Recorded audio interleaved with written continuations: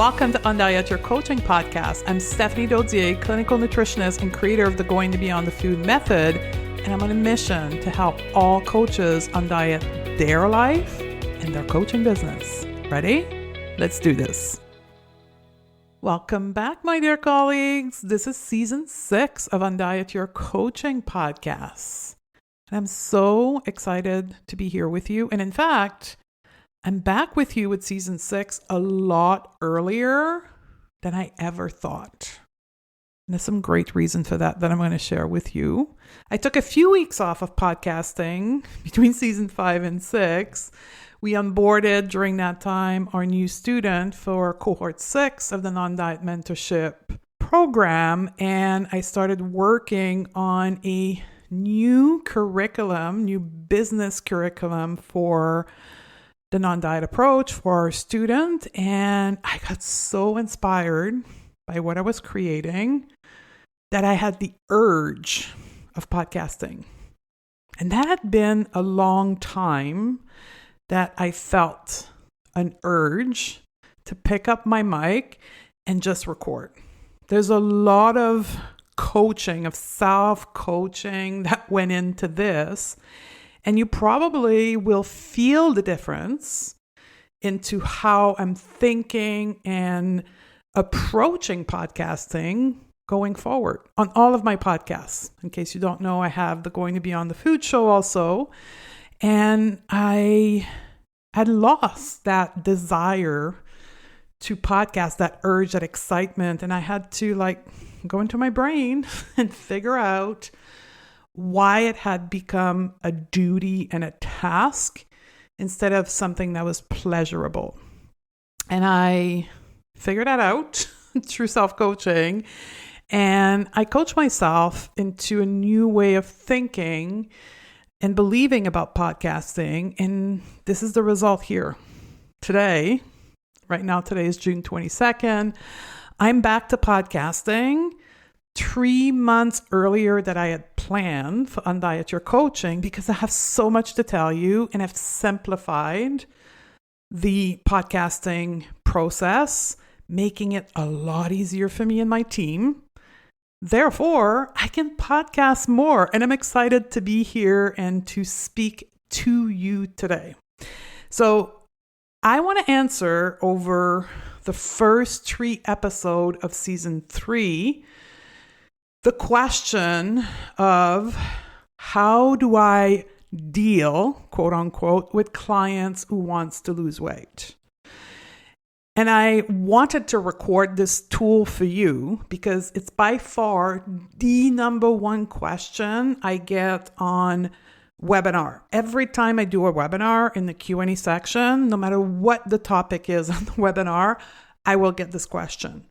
When I open for Q&A on social media, I always get this question. I get this question in any way that I'm interacting with my audience, you as professional and coaches. And that tells me that you need some help on this. So I'm going to walk you through on the next 3 episodes how to move yourself as a coach through this question from your client and how to move your client through this desire that they have. And to do this, I'm going to share with you 3 simple step coaching process. I want you to think of coaching process as a process on its own. So if you're an intuitive eating counselor or coach, this is not what you've learned in intuitive eating, right? The same thing if you are a health practitioner, this is not what you've learned in health coaching. A coaching process stands on its own. And the coaching process can be applied to any circumstance, any client circumstance, or any circumstance in your own brain. So it's a process on its own that is non-specific to the non-diet approach, and that can help process any question or any difficulty, any emotion that we are faced or that our clients are faced with. And the desire to lose weight is one of the most frequent question and desire and emotion that our clients are presenting to us, especially our audience that is not yet a client or client that we just onboarded. So you ready to get the secret magical tool? I call it the magical tool of the universe with my student, the coaching process. So 3 simple steps to coach your future client, current client, and yourself through any circumstance. Step number 1, what is? Step number 2, consent. And step number 3, what needs to be. Now today in this first part of a 3-part series, we're going to dive into what is. So if you are a coach and you struggle through the question, but I need to lose weight, or I desire to lose weight, I'm not sure if your program is the right fit for me, but I need to lose weight, all the variation around that, the first thing I want all of us to be into is that it's completely normal for you to struggle with this question. So let's all bring peace to that. Nothing has gone wrong. Nothing is broken with you as a coach. It's completely normal that you struggle with this. And there's 2 reasons why you are struggling with this question. The number 1 reason why we struggle with this question is because we don't know, we are not trained in a coaching process. We are trained in health at every size, whatever specialty you own, intuitive eating, but we aren't trained in coaching. So when we receive this question, we don't know what to do with it because we actually are thinking that their question is a fact for them and for us. So we get lost as to how to answer this question, or how to move them through it. So this is likely why you struggle with it. I know my student, to which I teach a coaching process, will move like by the click of a finger. I'm clicking my finger right now, but at a click of a finger, they can handle that question without a problem because it's like any question or any thoughts that their client have. They have step 1, 2, 3 to move them through it. The other reason where maybe you have a coaching process and you struggle with this particular question or thought is because there is a presence of thin fragility within you. Let me kind of explain to you what thin fragility is because it is something that I came up with. I did a training recently for my student on the role of activism in coaching. And as I was writing the content and the teaching, I realized I was talking about thin fragility in the same way I was talking about white fragility. So the term thin fragility that I use in my teaching is literally a derivative of white fragility. It's the feeling of discomfort a thin person experience when they witness or are present in a discussion around body size, body inequality, or body injustice. Or in this case, a question, I need to lose weight. Most coaches in large body or non-conforming body had to move themselves through this question in order to become a coach. So when they are faced with that question from their client, click the finger again, they can likely move their client through it because they had to move themselves through it. So it's either one of those 2 things that is present for you. Now, the solution to both of those root cause reasons as to why you're struggling with your client's desire to lose weight has one solution. And that solution is what the 3-step coaching process I'm going to teach you. The 3 things you need to do, 3 very simple things you need to do when clients come to you with this question. And number 1 today is, what is? I want to lose weight is a thought. It's a thought that is present in your client's brain. It's a valid thought, but it's not a fact. It's not a truth. It's a thought that comes from the current belief system that they're holding. And your job as a coach is to show them that. It's simple when you know how to do this, but it's so life-changing. I'm going to share with you my personal story right now of how a coach presented me with my thought, I want to lose weight. In this case for me was I need to lose weight, and how life-changing it was for me. It's literally a moment of my life that I have remembered for almost, it's been 9 years almost, perhaps 10. And I still remember where I was, which day it was, the look and the feel of the room I was in, the clothes I was wearing. Like I remember it like September 11. Or for those of you that are married or have children, like the day you got married, your child being born, like these fundamental moments in your life. For me, the coach who presented me with my thought, I need to lose weight, and change my life forever. This is how powerful it was for me. And I know this is how powerful it is for clients who receive it in the way that I'm about to teach you how to do it. And I'm going to recap the conversation that happened between me and the coach here. She was a coach that was teaching a variation of the non-diet approach. You got to remember, this is 9 years ago. There's not a lot of us out there doing this work, and it was not truly aligned with health at every size, but it was as close as it could be back then. So she was sharing with me her program that was not about weight loss. It was about like tapping into your emotion and then your thoughts in order for you to have a better relationship with food. But I kept saying, but I need to lose weight, but I need to lose weight. And then she looked at me. It was a face-to-face conversation. Again, Zoom did not exist back then. I'm aging myself here. But Zoom did not exist back then. So she looked at me and she finally said, I can see how you can think that, Stephanie. And I said to her, everything you're sharing to me makes so much sense. Like I can feel it inside of me that it makes sense, but I need to lose weight. And then she said to me, Stephanie, your desire to lose weight are valid. It's normal that you want to lose weight.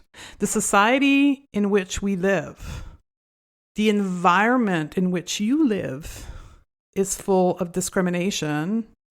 People don't like fat people. There's a lot of body size discrimination. She didn't use the term fat phobia because it didn't exist back then. And the way society thinks about weight creates that desire in you to lose weight. So it makes perfect sense that you want to lose weight. And then she paused and held the silence. And then within seconds, tears started to roll down my cheek, and it quickly escalated in a full-out, uncontrollable crying session. And she held the silence. She let me cry. And I can tell you that the tears were coming from the depth of my gut.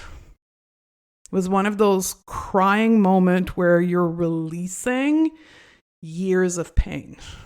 And I had never before been faced with someone who validated my desire to lose weight and explained it to me. At the same time, I was confused because I couldn't understand then what is the next step, right? So I calmed down, I stopped crying. And then when I started to calm my nervous system, like when I started to calm down, probably lasted minutes. She was so gifted. She held that space of me crying, no judgment. It was beautiful. And when I came back to regulation, she asked me, so do you want to work through this? And I said, yes. She asked me, so why do you want to lose weight?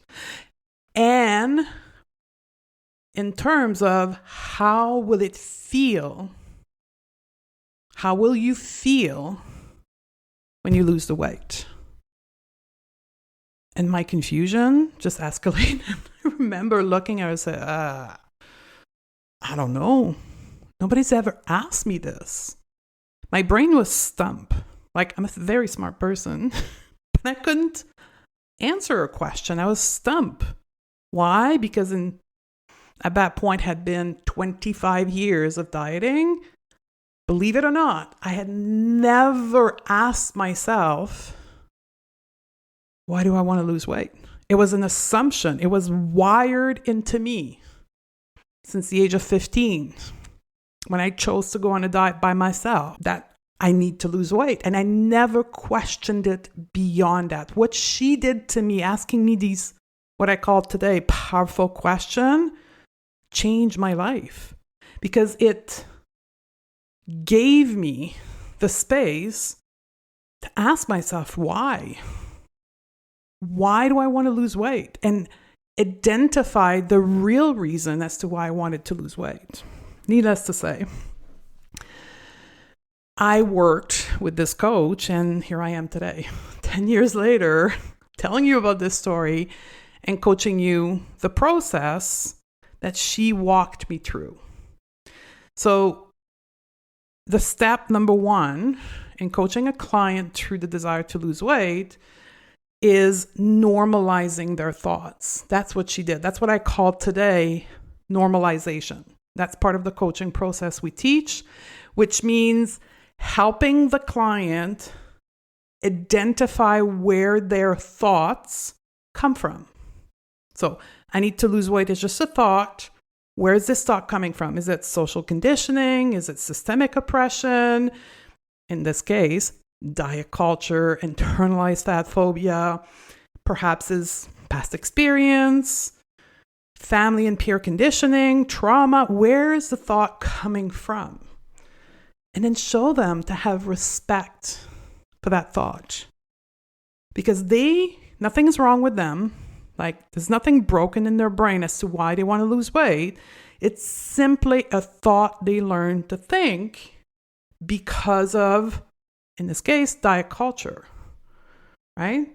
So one of the sentence opener that I like to use, that coach used with me 9 years ago, is this one. You can write this down. It makes total sense that your brain would think, fill the blank, because fill the blank. So it makes total sense that your brain would think that you need to lose weight because we live in a society that's filled with oppression on fat people or internalized fat phobia or whatever the story they gave you when you went through the process with them. Teach them compassion. Teach them through the way you're taking them through this conversation to have compassion for their thoughts and their brain thinking that, and it's not their fault. So powerful. And then you're going to help them see how this thought creates the struggle, the suffering, the reality that they are experiencing now, right? Establish a neutral circumstance. Okay, so weight, body weight, is a neutral circumstance, right? So when they think about their body weight, they have the thought, I need to lose weight. And I'm sure they have a lot of other thoughts, right?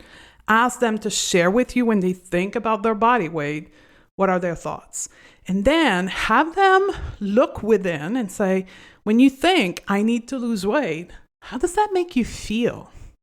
Because our thoughts creates our feeling, right? And then when you feel this way, what do you typically do? How do you typically behave? And then they're probably going to tell you things like, oh, this is when I binge. This is when I Netflix. This is when I scroll endlessly to social media. This is when I start comparing myself to my sisters and to other people's body. This is when I isolate.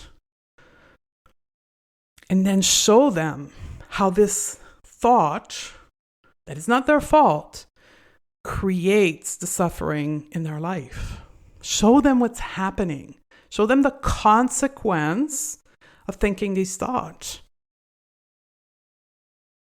And let them sit with that. That's what my coach did. That's when I started crying, right? Because they don't know. They're there in front of you. They want to work with you because they're suffering. They want the suffering to end, but they have no clue how to handle it, because if they knew, they wouldn't be on a consultation with you. They wouldn't want to pay to work with you if they knew how to solve that problem. And all they have heard thus far in their life, the way to solve that problem was to go on a diet.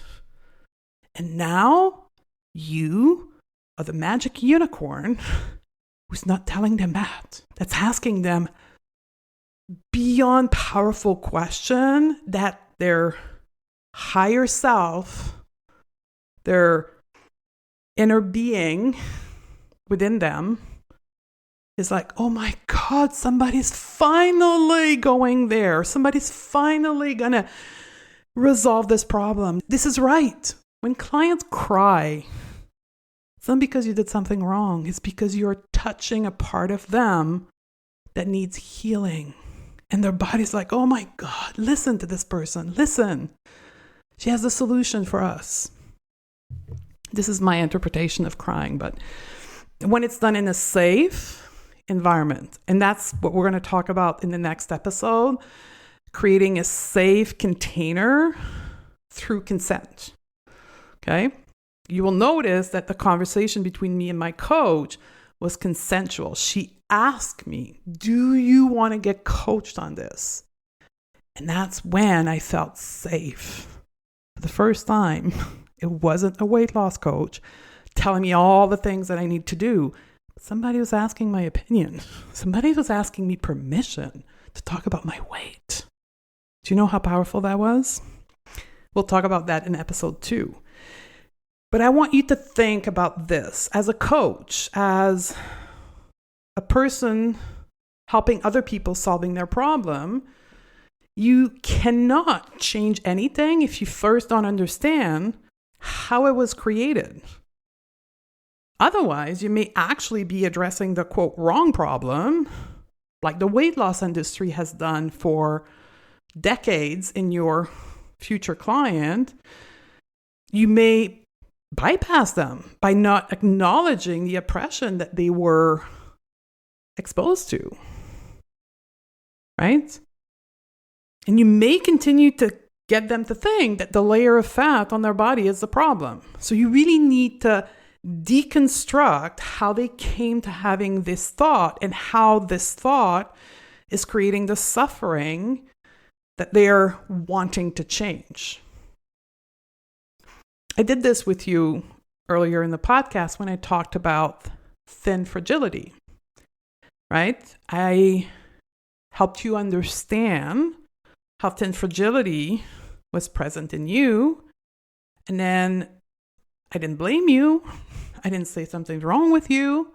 I helped you see where it came from. And now I'm offering you a solution for it.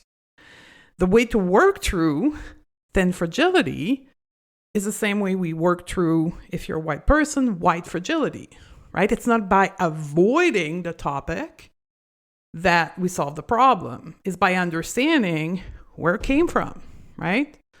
The fact that you hold privilege in a thin body and that you haven't come to terms with the fact that you hold privilege and how to process that privilege in today's environment. How do we do that? We do that by building our mental and emotional capacity to sit in discomfort. I call that becoming emotionally intelligent, right? We sit and build the capacity to be uncomfortable. And we shift fragility to an opportunity to build strength, right? The reason why we are fragile when it comes to thinness is because we are having thoughts in our brain that creates that fragility, that creates that eager to avoid that feeling of being wrong, of having done something wrong. And we need to clear these thoughts out of our brain in order for us to feel strong in our privilege of being thin and to be able to use that positively to help other people. And you do that with the coaching process that I'm teaching you. Step 1 today, next episode, step 2, and the third episode, step 3. So I'm going to quickly recap before we end this episode.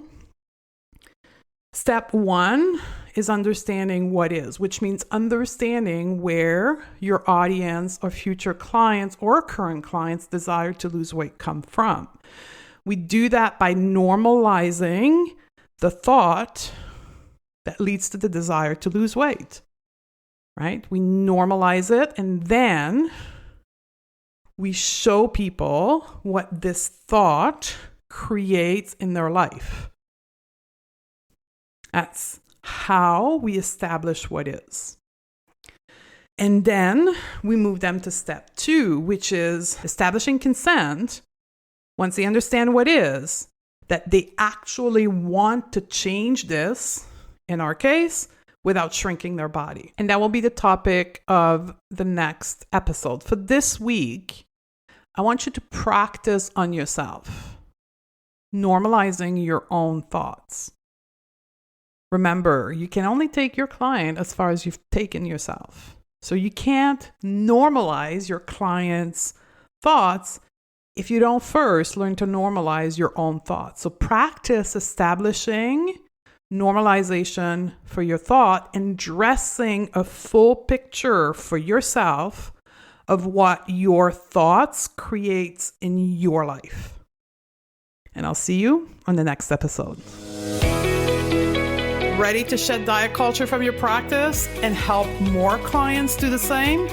Awesome. We've got 3 resources to get you started. Simply go to stephaniedodier.com/pro series, all in one word, and access our 3 free training classes that are currently available. We also have a free PDF guide to intuitive eating, an article about the non-diet approach. We also offer a variety of paid programs throughout the year to support you in your journey to undiet your coaching practice. Join us at stephaniedodier.com/pro series, and I'll see you on the other side.